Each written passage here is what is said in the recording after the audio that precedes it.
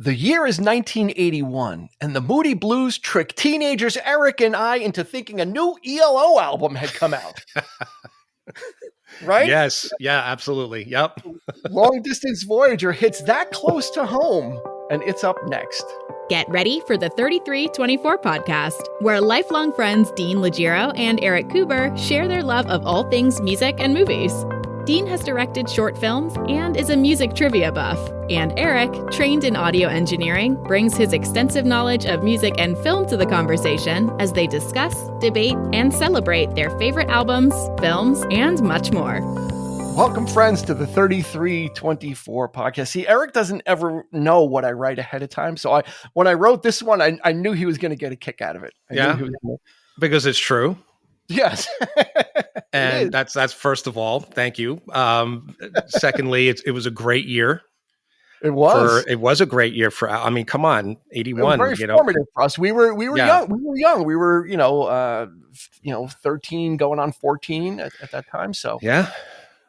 So this is an interesting. This will be an interesting story. It might be less about the actual album, although we're going to talk a lot about that. But it's also going to be about a particular point in time for us. So if it's your first time joining us, thank you so much for finding the 3324 podcast. Really appreciate it. If you're a returner, meaning someone that's been listening to us, we appreciate that as well. Either way, if you're new or a returner and you want to help support independent content creators like these two guys, you can go to buymeacoffee.com/3324, become one of our green room supporters. It's, not that much. And there's different levels also of support. So that's buymeacoffee.com/3324. If you just want to do the regular stuff, you can hit us up on Instagram, Facebook, and YouTube. You can leave comments there. Plus, we also, actually, before we get to the stats and all the other stuff, we got a piece of fan mail. So within your podcast provider, in the show description, there's a little link or a little thing you could tap on that says "Send us fan mail," and every so often people do. And I think we need to address this one, because it might be a question that a lot of people have about our podcast or podcasts in general, and I really wanted to address it, especially because we do a music centric and movie centric podcast. This person's question was, why, play the music also, or why don't you play the music? And that's a great question, because we would love nothing more than to play the music. It would either make our episodes a lot shorter because we'd be talking less, or make our episodes a lot longer because we'd be playing the song and then talking about it. Yeah. Either longer, it could cut both ways. But the main reason why we cannot, we can play music on our show, but we would be probably done after that episode, is obviously because of the publishing rights. There's rights that that we need to secure. A lot of rights. It's not just, it would be the publisher, the music company, the artist. There's a whole bunch of hoops to jump through. So we're not able to legally. Now there may be other shows that do it and get away with it. I hope nothing ever bad befalls them in terms of infringement issues or anything like that. But it was something I think Eric and I talked about in the beginning. We do, and I think you might have asked, like, "Hey, can we, or why don't we?" Or which is probably the reason why we we do go into a lot of depth at times about the songs, right? I mean, we really kind of break some of the songs down, thinking, well, this album's been out there for quite some time. You probably know it. Maybe you've heard it, but we're hoping that that's the case. But if in case that you're a first time listener to the record that we're talking about, get you excited to listen to it. Then you'll have to go and check it out. But so that's the way. Yeah. So we don't have names that come into the fan mail. It just gives a number. But that we appreciate people reaching out. So if you do want to reach out to us, also within the show notes section of each episode, there's a little thing that says "Contact Us," and it's called fan mail. We can't respond to you that way, so that is a one-way messaging thing. So if you want to just let us have it without us being able to say anything, you can. But that doesn't mean we won't bring it up on a podcast episode for everyone to hear. But thank you. to the person that gave us that feedback, and we're more than happy to address that. And as much as we would love to even play snippets, not even a whole song, I'd love to be able to play the intro to a song, and when we talk about it, or have it play.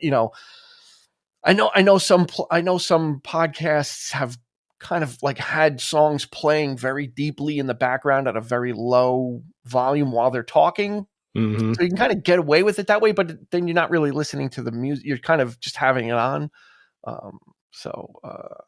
Plus every word that we Eric and I speak, you should be hanging on. Hey, that's why do you want to listen to music? Right. Yeah, this is a talk thing. Eric's word is not good enough for you. All right, so now that we've addressed that, the feedback is well appreciated. So yeah, of course, we love getting feedback. We love interacting. So it's awesome. So let's get down to business as we do. Talk about the stats. It'll give you some factual information to take with you on your long distance voyage. This was released in May. This album, Long Distance Voyager from the Moody Blues, released in May of 1981, which is kind of important. Which kind of ties back to the open that I said. Produced by Mr. Pip Williams. Yeah, Philip Williams, but he likes the name Pip. He was a Pip. There were 3 singles released from this album. Gemini Dream hit number 12. The Voice hit number 15. Talking Out of Turn hit number 65. I don't know that should have been the 3rd single. It's a 7-minute song. Mm-hmm. Which in and of itself isn't a problem, but that, there are other songs that would have been better as, 3rd singles, but yeah. Anyway, this is a very sort of, to me, this is one of those albums that I feel like, not necessarily not every song is a hit single. Mm-hmm. Doesn't have the vibe of a hit single, but they're great songs nonetheless. Yeah. Oh yeah. There's a place for it. Yeah. Yeah. Talking Out of Turn is definitely one of those tracks. This is a well-constructed album. I mean, we'll get into it. Let me finish up. I did not realize this hit number 1 on Billboard. This was a number 1 album. This was only the 2nd number 1 for the Moodies. Mm-hmm. So that was kind of curious, when I went back and looked at their discography, I'm like, okay, let me see how their other albums did. And they were, the Moody Blues were always kind of in the 70s, like top 20 albums. Some might have hit 2, 3, 15, 17, like all their albums were always kind of sprinkled in the top, but they were never, we'll talk about them. It's odd. This went 1 times platinum, so it did sell over 1 million copies. And then last but not least, our final nugget of information, inducted into the Rock and Roll Hall of Fame in 2018, Mr. Justin Hayward and John Lodge and Ray Thomas, and I think probably the original group, Graham Edge, and who's it, Mike Pinder? I think it's Pinder. Yeah. Pinder. Original keyboardist, yep. Yep, and of course, Denny Lane was yes. Original founder of the group. There, him and I forget what the other guy's name was, but those 2 left after like a year or so, and that's when Justin Hayward and John Lodge came in and totally changed up. Now it's funny because I was looking at their discography, and the Moody Blues, are in that progressive rock arena, but I don't think they fit in. I think they occupy like a different space, because when you think of progressive rock, you think of some of the mainstays we've talked about, Yes, and King Crimson, and Genesis, and all that kind of stuff. But the Moody Blues are more like symphonic and lush, and it just feels like they're never in the is it fair for me to say that they're never in the conversation? They're never really talked about. You never hear people talk about the Moody Blues and everything. No, I mean, their music has always been there, I suppose. I mean, you hear a lot of, I mean, Nights in White Satin is all you ever hear on the radio now. Well, yeah, but I don't know. I mean, Ride My Seesaw, I know it was a big one. There was a few, a couple. I mean, it was a couple, but yeah, I mean, I remember back in the day, NEW used to play the hell out of them, even before this album came out. But yeah, you're right. They're especially, I'm looking at the notes, and they're not known as progressive, but it's symphonic rock, which is interesting to me. Because I don't know. I mean, they do tend to take a little bit more of the folk side of things. They're a little more acoustic, but also very, very, very classical.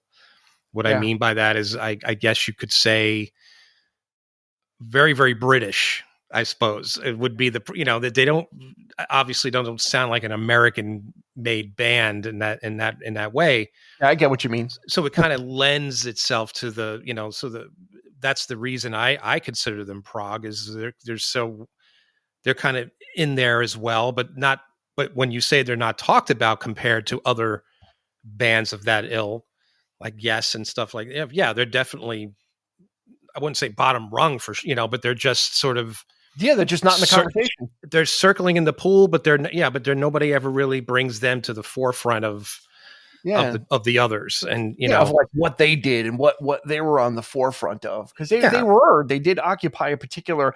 Their albums always had an air of I never really listened to a lot of them at all, but they always had an air of mystery or like fantasy or grandiosity. Like they seemed like they were these big productions. It was like poetry. Yeah, like they did a lot of that kind of like sort of poetry type stuff. You know, more. Yeah, it wasn't like psychedelic necessarily type stuff, or even taking or the musicianship was not really on like that level of like the other guys were, but I would dare to say that they or at least back then. You kind of mentioned it in the intro, but at least back then they did have their own distinct sound, I think, for the group in the 70s. In the 70s, yes. I mean, you listen to Days of Future Past, and it's just like it's a classical album. It's orchestra. It is it definitely lends it's I would consider that a classical piece. That entire suite, that entire thing. You could definitely, I don't really consider that rock and roll. I mean, it's not particularly, there's just a lot of that kind of thing happening on that record. And I think it's very interesting that other bands would pick up on that, of course, and, very 70s. And take it there. Late 60s, early 70s. Yeah. Moody Blues were they were on the scene, but the records were selling well. They didn't have a lot of chart singles, but the albums were charting, and like I said, they were generally top 20 or top 15 albums all the time, selling 1 million copies, 500,000. Again, back then, you do that consistently. You're kind of again, they're churning them out, and then I think in 1974 they stopped touring, and then they put out their last album for 4 years. So there would be a 4-year thing from 1978. Octave would be their last album of the 70s, and that would be the last with their, which I think now we're going to start setting the table for what we're going to talk about. The original keyboardist, Mike Pinder or Pinder or whatever, I call him Pinder, he left after Octave. And that was the Moody's kind of, that was a little more 70s oriented, that album, a little less of the flourishes and that kind of stuff. But then they would go 3 years, right? So 78 would be their last album. Then Long Distance Voyager would come out in 81. And I think a lot happened between 78 and 81 that gives us what we got in 81.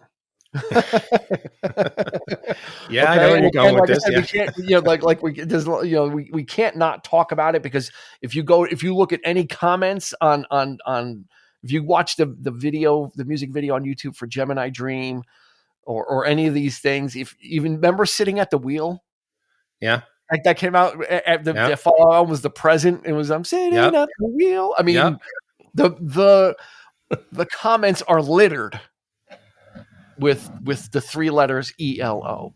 So, But let's turn back the sands of time. So 1981, Eric and I were, again, we're like 13, going on 14. Our friend Johnny, we were not of driving age, obviously. Mm-hmm.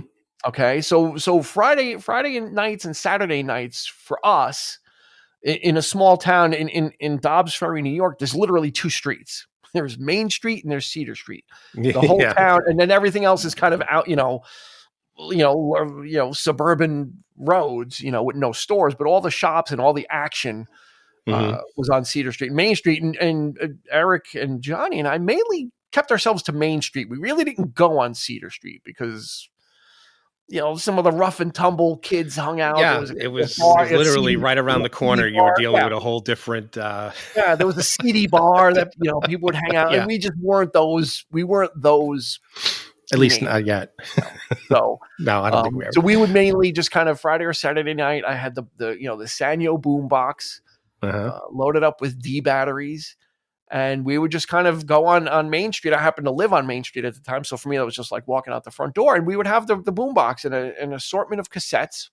Mm-hmm. Kind of walk up and down. And we would sit in front of the bank or sit somewhere in front of the post office.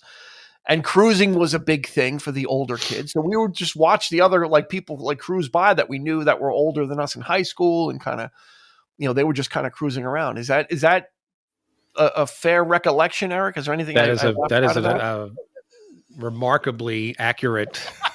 Scarily.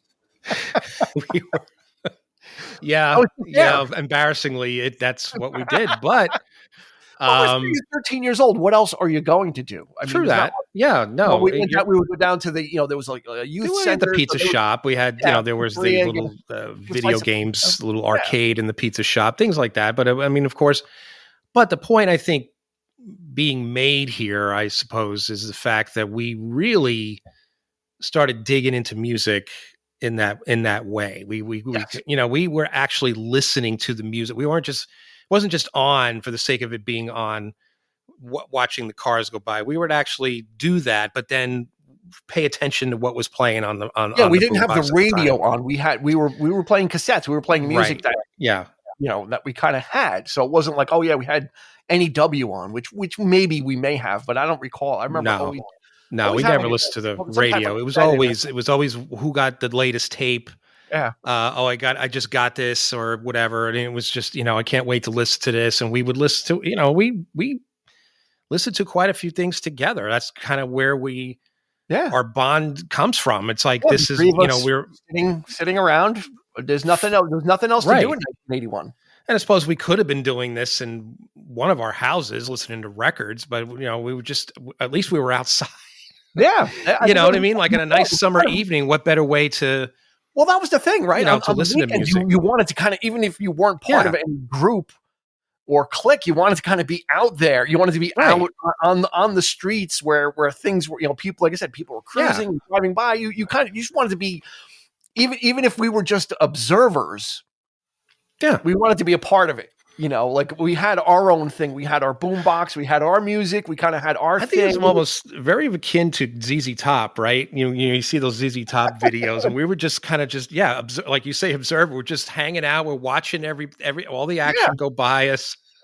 We're just kind of like wishing for when we could drive, like when we were old enough to be. We didn't have friends that drove, so this was kind of that we were a part of that patchwork that made up those weekends. Is there was people driving, there was kids that weren't old enough, so we were out there. So in 81, suffice to say, I had left behind by 81. I'd pretty much left behind the Village People. I was a massive, that's all I used to listen to was the Village People. Mm-hmm. Maybe one day we'll do an episode, but it was a whole separate thing. And then almost like a switch flipped and I stopped. And just started listening to this other music. And it might have been, Eric, who had this first?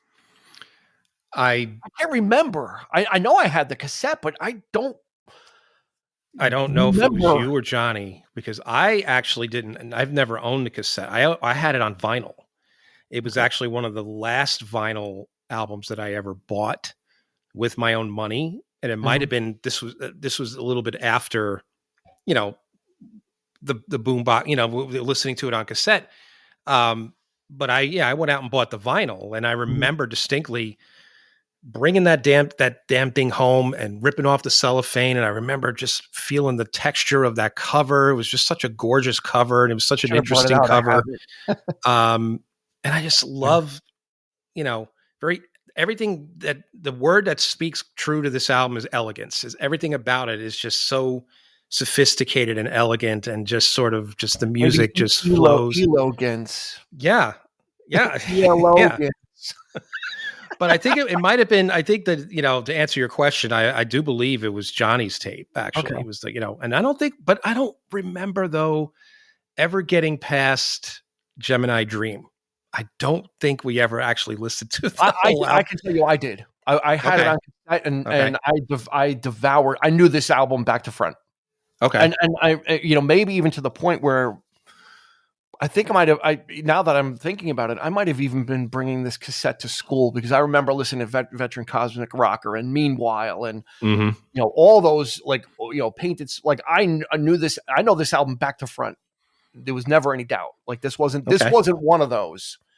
And I guess because in 1981, this came out in May of 1981. In 1981, Eric and I were waiting, because we knew it was coming out. The latest release from ELO was coming out in 1981. It would come out in July, which would be Time. Yeah. So we were waiting. We were like kind of waiting. And then I can tell you, listening to Gemini Dream, I'm like, it's like, if you didn't know what Time was going to be like, right, you would think that this was ELO. Yeah. Right. I mean, this album is very much, it seems like in 1978, when the Moody Blues released their last album, that's why I said that the 3-year gap is important, because Out of the Blue came out in 77. Discovery came out in 79. And then the soundtrack to Xanadu, ELO's half of Xanadu, came out. In 80. And this album is like the successor. Is that what attracted you to it? How did you first? At the time, it had to have been. It had to have been that we thought this was ELO. Like, before we got the cassette, we heard The Voice and Gemini Dream. It's like, this is very much it sounds like that. It's got the same kind of arrangement.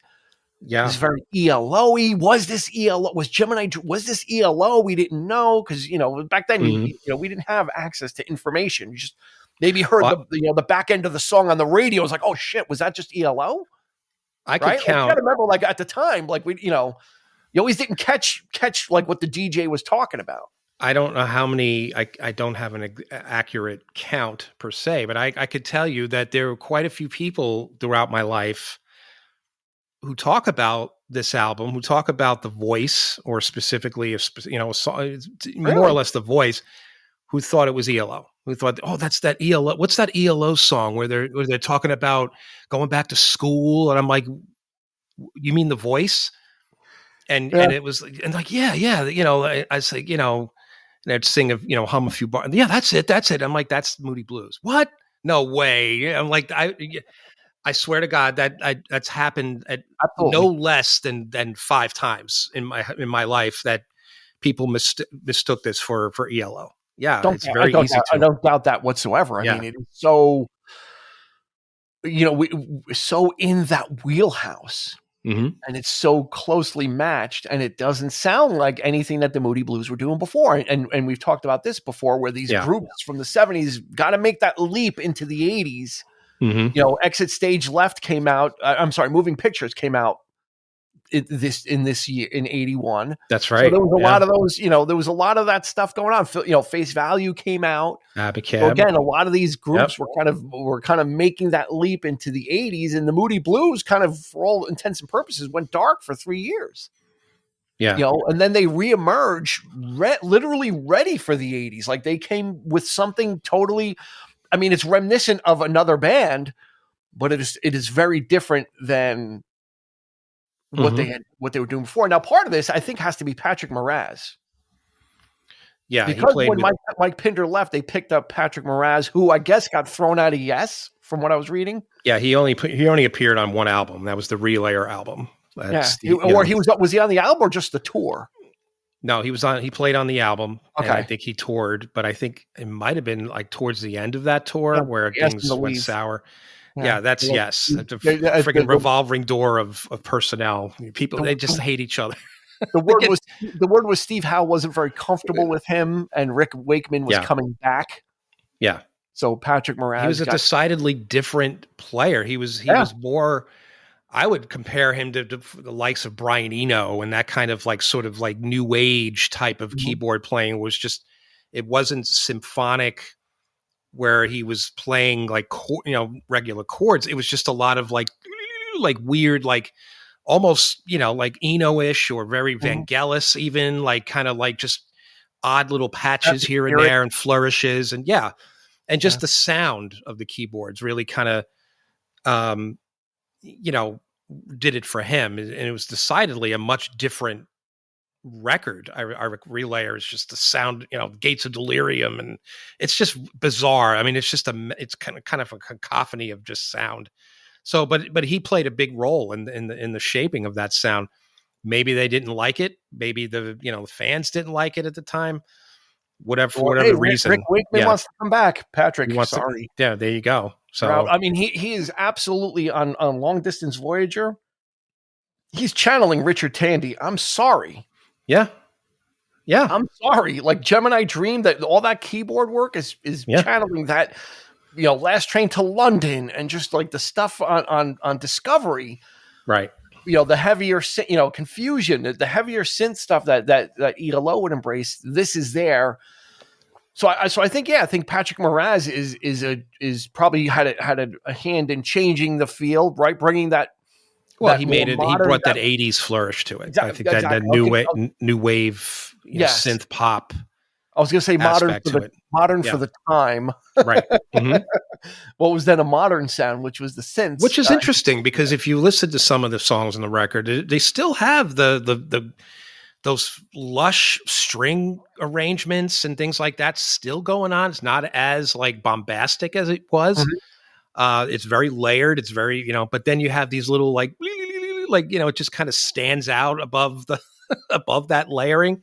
It gives it a kind of an odd flavor to the track, but it's interesting. And and like I said, like I was saying, he made it modern.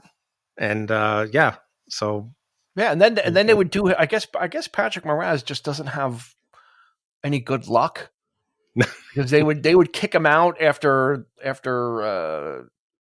3 albums after this. The Other Side of Life, I think they booted him out, and then they're like, "Well, you weren't a member.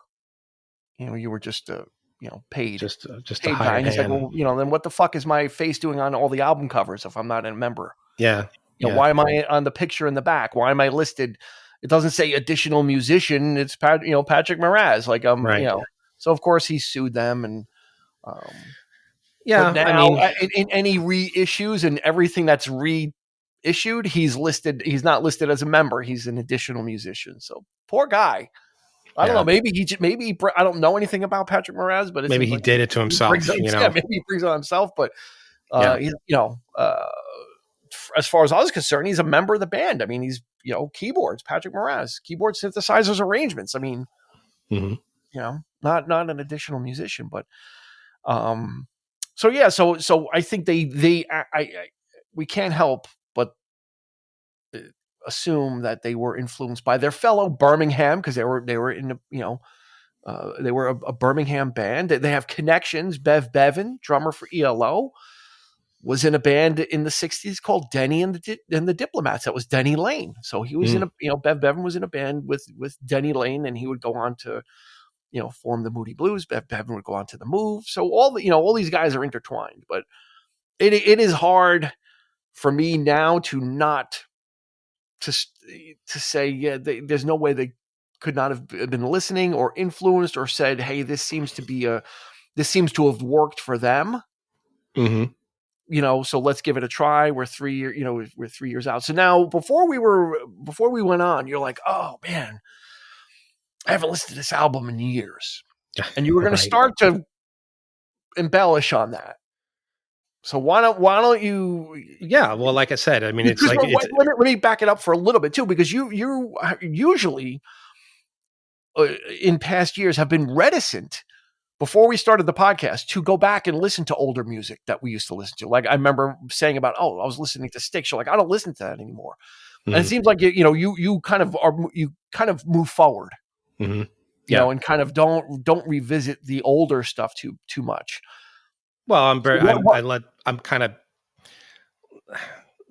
certain thing, like I'm certain, like picky, I was just sort of like, there are certain bands that just, maybe just didn't hold up or for whatever reason. And it's all stupid. There's really no rhyme or reason for it, but it's just, but this one was always there. I mean, this is not an album that I never got out of, or was just, it just wasn't in. There's a long stretch of time where I just really wasn't listening to much of anything in the normal way. I don't, it's only now that we're getting back into vinyl and that kind of thing. And, CDs kind of went out for a while there.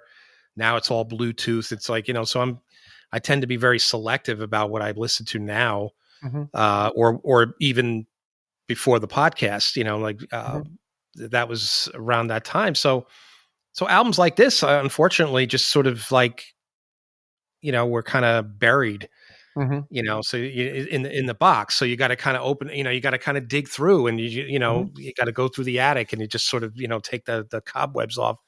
But man, when I listened to this, it brought back a lot. It was just, like I said, just a very, very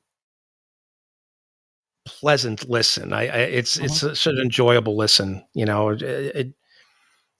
Especially when you're just sitting back and just relax. I wouldn't say, it's not too relaxed of an album, because there are some up-tempo numbers on it. Yeah, it's not easy listening music. It is, but there are some gorgeous, the arrangements on this record, the vocals, the strings on it, just the chord changes, the whatever. It is exactly the kind of music that I dig in terms of this kind of genre. It's like, this is, it doesn't stay on one thing necessarily. It kind of changes up, and I love that kind of feel. I love the person who had that ability to write a song that way and can craft it and bring it to, and then, you look at the credits to this thing, and there's like this 3 or 4 different singers singing on this record. I can't decide who has the best voice. I don't know about you, but I'm like, who would you pick to be the best? I mean, I love Justin Hayward's voice, but man, I mean, all of them are great, and then of course when they all sing together, it's even better. But I think we got to give credit to them too, before we get too much of giving ELO credit for everything. These songs weren't written by ELO. Justin Hayward and John Lodge are like the driving force behind the Moody's. I mean, they're the ones that are and they usually, this album was the first time that they co-wrote Gemini Dream. This was the first time they co-wrote a song. So again, that usually, they're writing their own stuff and then bringing it. And then you've also got Ray Thomas, who's the flute player. He's a writer, and Graham Edge, the drummer, even, he wrote 22,000 Days. So it's if you're asking who's, Justin Hayward has more of the soft voice. He's kind of like the McCartney. He's got like the McCartney style voice. He could do like the soft and tender. And John Lodge has a little bit more of the throaty voice, so the beauty of it is when they're singing Gemini Dream together, it sounds like one voice. Because they occupy different tones, octaves, almost like Squeeze, the way Chris Difford and Glenn Tilbrook sing together. How Chris Difford has like that scratchy, froggy throat, but the way it lays on top of someone else's voice, it sounds like one person. It sounds like one type of voice. Yeah. So they're the beauty of this is they have that great blend. They have been doing this so long that they have that down. They can kind of do it. And then when they sing independently, it's just as great. I like them both. Yeah. They're suited for different things, like In My World and Meanwhile. Those are beautiful songs, and they're, and Justin Hayward can really kind of do justice to them. Like, I really like it. It's, he can handle the kind of rock ballady stuff really well. Yeah. You know, and then John Lodge is kind of, you know, a little bit, just a little bit more throaty, not a whole lot, but, well, Haywood had that. I mean, he had that tremendous voice back in the day. I mean, you're taking those songs to soaring heights, you know, Nights in White Satin. And I mean, come on. I mean, you know, but when he can go there, yeah, but I see what you're saying, but his voice is very sort of timbered. He's got like a nice, you know, high pitch to it, but it also has that, you know, inflection. How do I put this? But it's just sort of like not a twang, but just a slight, just sort of like very, like almost like you're taking a sip of wine or something, and it has a really nice aftertaste. Like his voice tends to have that effect on me, at least. And I would just like, you know, when he could sing and it's very soft, but then at the very end of like that note or that phrase he's doing, he has that certain something inflection that it goes, you know. And ironically enough, you got, you know, Ray Thomas, who is just vocals. You know, he plays the flute and the harmonica, but he's you know, he's got a decent voice as well. And it just, man, I mean, I was really like the last 3 songs are written by him, and there's that little medley thing that's going on there that, you know, that he. That's a callback to the old stuff, though. You know, like the sort of the poet, it's, you know, the artsy. Yeah, it's got the flute, spoken word, and right. But Veteran Cosmic Rocker that closes the album. Yeah, it's a great rave up song. It's got really great. It's got a lot of drum fills. I mean, they really go for it, you know, and it's got that vocal where he's, you know, like he's really projecting that shit out there, and a little too, you know, could be a little too much, but I'll take it. It's you know, going across, and I think it also speaks to what you were saying, is that you've got 3 different vocalists on this album, but it's very cohesive. The sound and the arrangements are all in line with each other. You know, which is what one of the hallmarks of ELO is whatever album you're in, it's got a consistency to it. Meaning whatever you know Jeff was going for, it's presented consistently throughout the album. And this album, that's exactly what this is. There's a certain feel to this album. There's an early 80s pre-electronic drums, although I think there was electronic drums on one song. No, that was on Sitting at the Wheel. Synthesizer centric album from a classic rock band entering the 80s. I mean, you know, like you said, this is not easy listening, but it's easy to listen to. You can put this on and just chill and dig it. Like there's a lot of great, you know, there's not a stinker on here. There is some of the stuff, like, you know, different, like 22,000 Days. You know, that's very Moody Blues. That's probably for me the most Moody Bluesy-ish. Like if I was going to say, you know, like what did the Moody Blues used to sound like? I would say like 22,000 Days would be it. I mean, there's certain tracks in here. Also, another band that you could probably put in the same would be the Alan Parsons Project. I would definitely put them in there.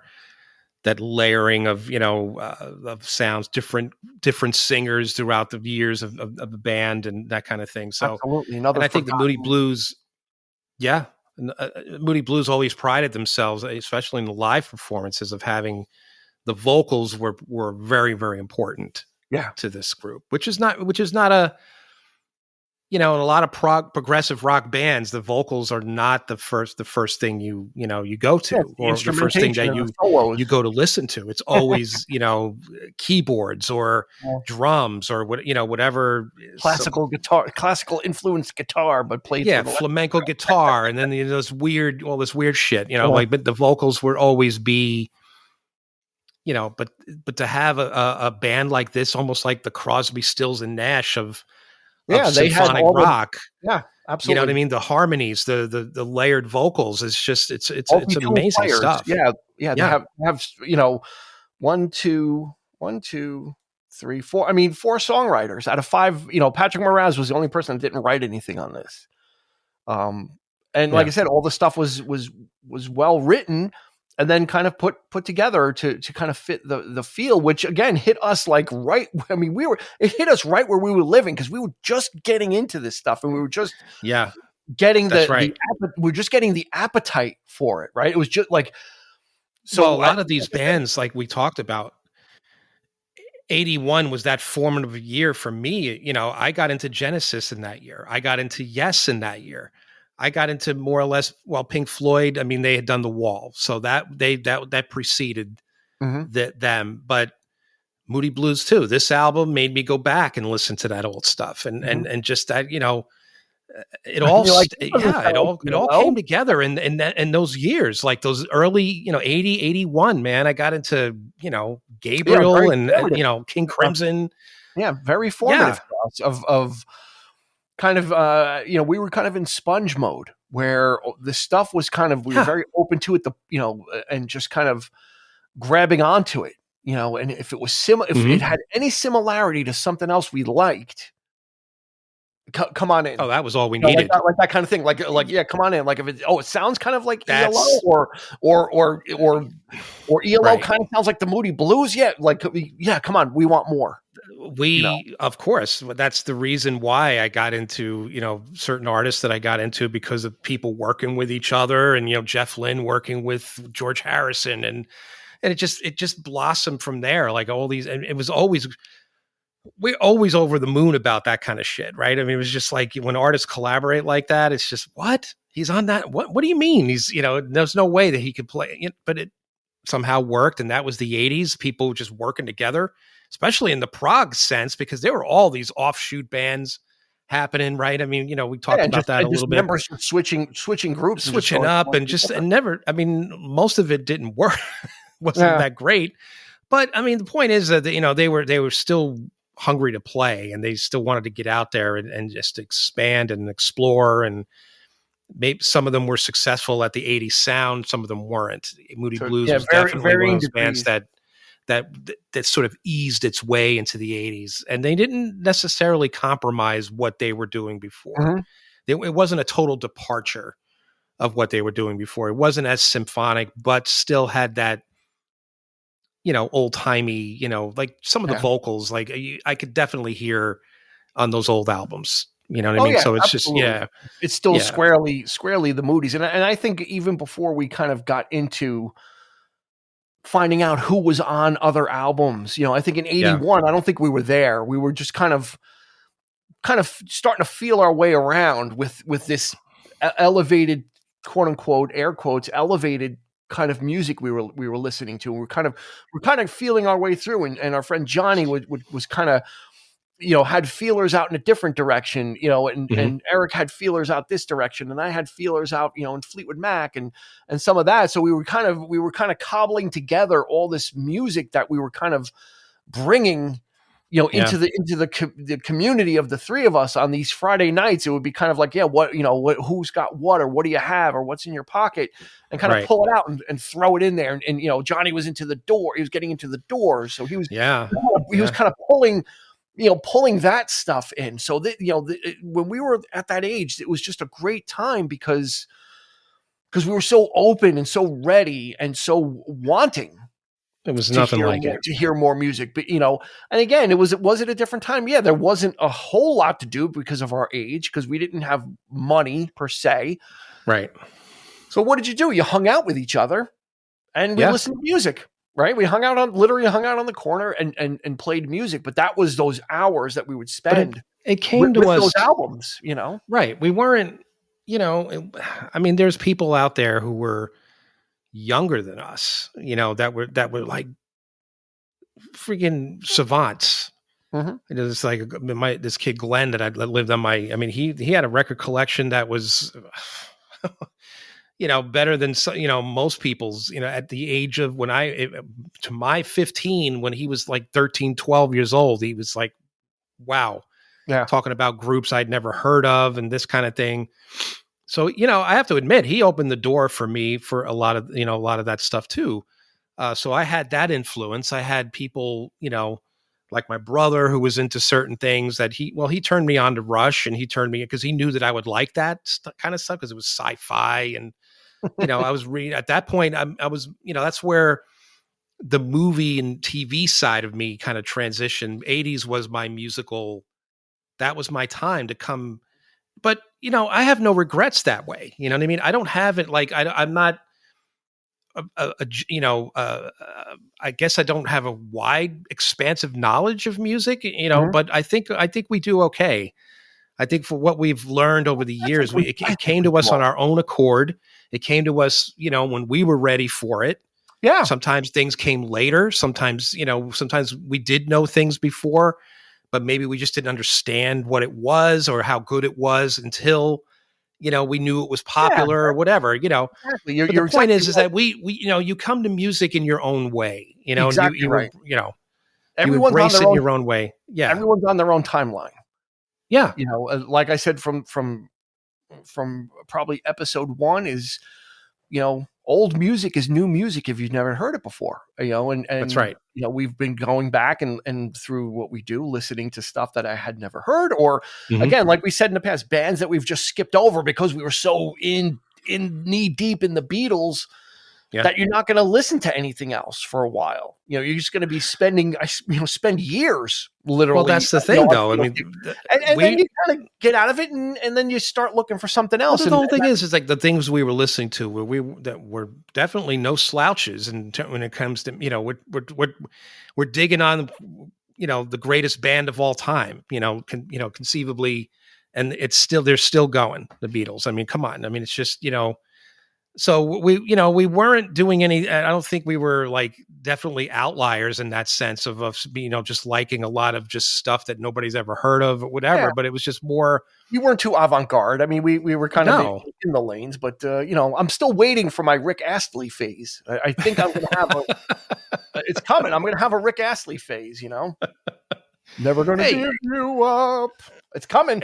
I mean, the albums that you were talking about a bit that I don't really listen to anymore, the albums that sort of came, that were popular, Mm-hmm. songs on the radio that, oh yeah, you just go out and buy that record because you love Mm-hmm. that song, but it turns out to be a pretty decent album, right? I mean, so you listen to it a few times and but then you kind of get out of it, and it's just some of that stuff. Hey, move on. Unfortunately, I just didn't go back to. You know what I mean? So it doesn't mean that it's bad. It's just something that it's just But now, the older you get, so it's like sometimes it is a lot of fun to revisit that stuff. And this podcast has certainly taught. I learned that lesson. Yeah. Certainly going back, and I grateful for that. Yeah, I think it So awakened. I think it awakens Yeah. certain things. Like I'll have.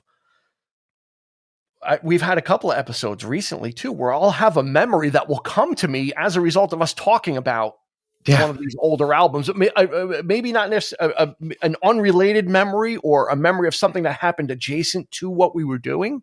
Yeah.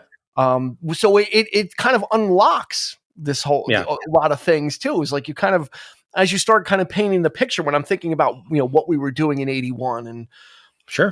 Those images come vividly. I think it allows me to unlock other things. Like I think there's other things that are sitting underneath that you kind of move those aside, and it's like this other stuff. Oh, I forgot that we did this or did that. So, And then there's like you certain, said, and then of course there's always the stuff that you meet other people in your life, and you listen to certain things, and those people are no longer in your life, and so that's tough, so sometimes that can remind you of a bad place, and you don't want to go there, but true, you don't absolutely. really want to judge the music that way, because sometimes it's great music, but you Sometimes just it's don't hard want. though. Sometimes it's It so is hard. connected. Sometimes Very hard. it's so ingrained to things. Yeah. And again, even if it's not a good experience, it can still be a good thing, because it can connect you to it, and kind of see how far you've come, or kind of put you in a reflective mood as well, or sometimes bittersweet or melancholy or nostalgic. All those things. This is definitely a nostalgic one. This one, Yeah. I was surprised when it went to number 1. When I read that, I'm like, oh boy, we're going to be talking about an album that was probably like number 35 or something. Like I didn't realize, and then it was like number 1. I'm like, holy shit, this was like a big album. Like, I didn't think of. I didn't think that this was a big album when it came out. I mean, we liked it. We, Gemini Dream and The Voice were like big songs for us. Like we were fucking just chewing on that shit. Like fucking bubblegum. Like those songs, we were constantly listening to them, but I didn't think that this album was as big as it was outside of Well, our. I think a lot of it so we has can to, promote things up. Like we can make things in our minds or in our friend group to be big things. And then, when you get outside of it, it wasn't really. Well, it But this doesn't was. hurt either that we happen to listen to, like NEW was famous for being a bit biased with a lot of these groups because they still had clout. They were still, in their mind, Moody Blues album, it's automatically good. Because even if it's not, like it's just it's sort of projected that way. They got the benefit of the doubt immediately because Moody Blues were so big back then, or something that they were into. So we also had that the influence, the sort of the impressions that these DJs were kind of laying on us. So we were very, like you say, very impressionable sponges. So we were taking what they were saying and we were taking their word for it, a lot of times too, sometimes you listen to the album and, it's not as good as that. What are you talking about? Like, and it was very disappointing, but in a case like this, I think it's definitely on par for what, they were saying about it at the time. It was critically acclaimed at the time. I recall, people loved it. It holds. How many times have you listened to The Voice in your life? A lot. I mean, a lot more recently. And that's the thing. That's the one song. I mean, off the album that I've been listening to for the last fucking 20 years. Because it's on a playlist that I cobbled together with. You know what I'm talking about. So that's a very special song. Yeah. It's just one of those. And it always will be. But the rest of the album, it's a different experience, of course. But it's like, yeah. It kind of takes you there. Yeah. I think Gemini Dream, we used to use at sporting events. So people may know Gemini Dream just from the beginning, because it's got this really kind of cool instrumental beginning. It's kind of really, really kind of neat. It's got the keyboards in there and the synthesizers. Right. And I think they used to use that like at wrestling, like WrestleMania. I think they used to use it and as entrance music and stuff like that. So it's definitely, if someone now might be like, I never heard these songs because you don't hear them even on classic radio that much, maybe Gemini Dream, but not really. They kind of, the Moody's kind of, after this, they kind of really went into the soft rock genre with, Wildest Dreams. And I Know You're Out. That's the song I hear all the time. Like they really kind of like that, like really, kind of went for it that way. Mm-hmm. But yeah, Eric, you got to go watch the video for Sitting at the Wheel. Okay.